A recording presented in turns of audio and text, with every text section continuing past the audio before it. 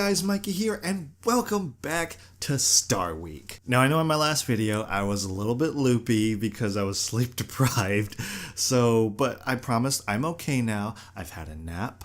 I'm better. I'm not crazy at all. But yeah, guys, we're here today to talk about Clone Wars. Not the movie, we've already talked about that. We're here to talk about the TV series. And as a whole, I've got to say, the TV series is light years ahead of the movie. You ever watch those TV series that just get better the longer they've run?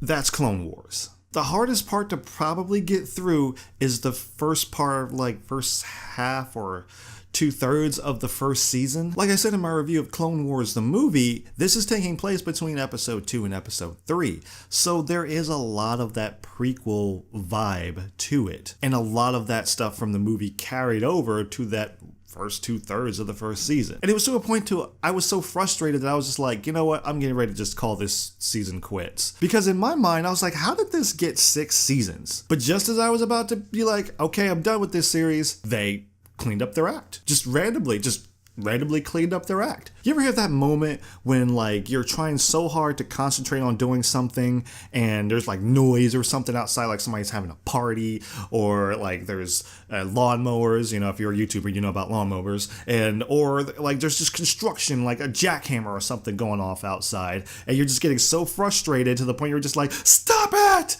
And you yell, and you know they can't hear you, but then suddenly they just stop, and you're just kind of standing there awkwardly. Okay then. That's it. That's kind of how the first season of Clone Wars is. It's almost like someone was there and just was like, hey, look, they're not liking this.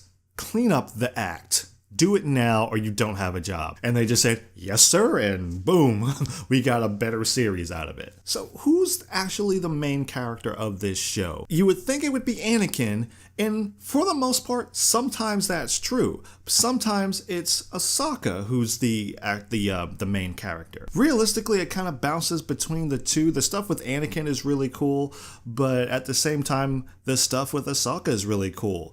And it's this weird thing that goes on because you know that there's really no mention of Ahsoka in like future installments and everything, so you know she's not going to be around long. And you're thinking to yourself, you know, like, it's like, you know, this is a kid's show, they're not going to kill anybody. So when something is like, when she's in turmoil or something like that, you don't really get that sense of like, oh, like she might actually die, until they start killing people. Yep, people die in this series. People die. They get murdered in this series. Granted, it's not bloody violence or anything like that, because they are still trying to like market this towards kids to a certain degree, but they don't shy away from the fact that this is a war and there are going to be casualties. And like I said, it was kind of weird because there were certain points where Ahsoka was in turmoil, was in danger, and I felt myself actually like, I was a little bit on the edge. I was tense, and I was like, I think I actually like this character now. And that's another good thing about it, is that they have time to develop these characters. You actually get a little bit more development for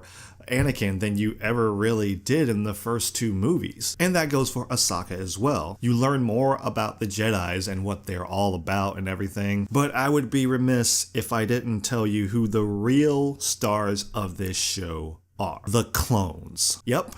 The clones, the stormtroopers, the ones that become the stormtroopers, the clones, they are the real stars of this show. And it's the oddest thing that I never really truly expected. For years upon years, the stormtroopers / the clones have just been faceless, you know, villains. Or, you know, in the case of the prequels, that they do become villains, but like they're just kind of a faceless army, and you don't pay them too much attention. And the show really does play on the fact that they are quote unquote expendable. They know that they are. And there's some that they kind of accept it as, you know, being a good soldier and everything like that. And there's some that they really don't like the fact that they're expendable, because they feel like, just because I'm a clone of this person, just because I'm manufactured, I'm a person too, and I have just as much of a right to live as everyone else. You grow to care about these characters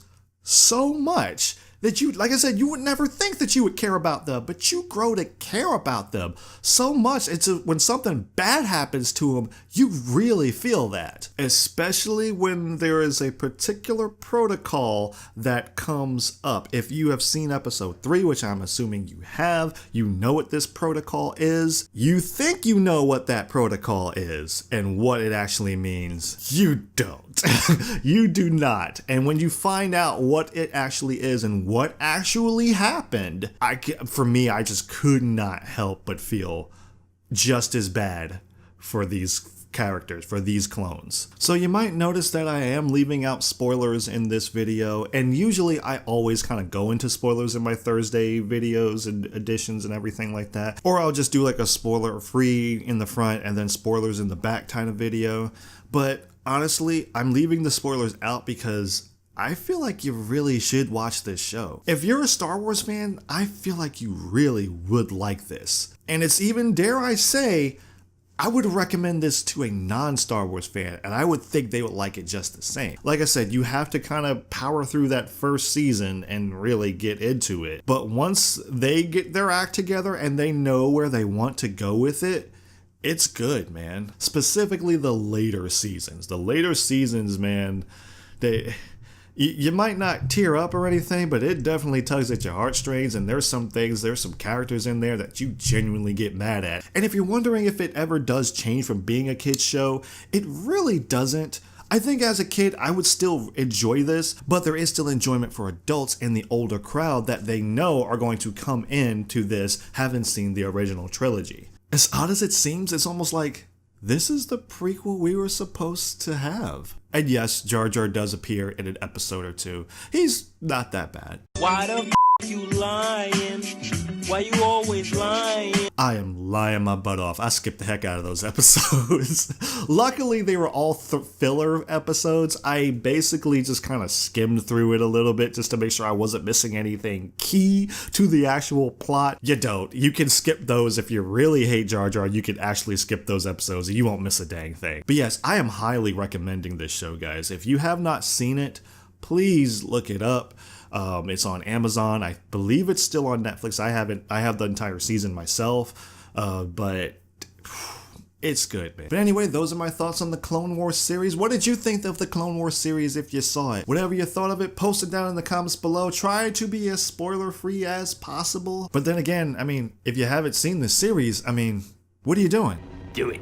Also, be sure to visit our website. You can click on the card right there, or you can click on the link down in the description down below and vote for your favorite Star Wars property, TV show, or movie. Like I said, you can vote for multiple if you just can't decide. Thank you guys for tuning in to Star Week on McBlam Entertainment, where we try to bring a little bit of enjoyment to your day every day. I thank you guys so much for watching as always, and I will see you in the next episode.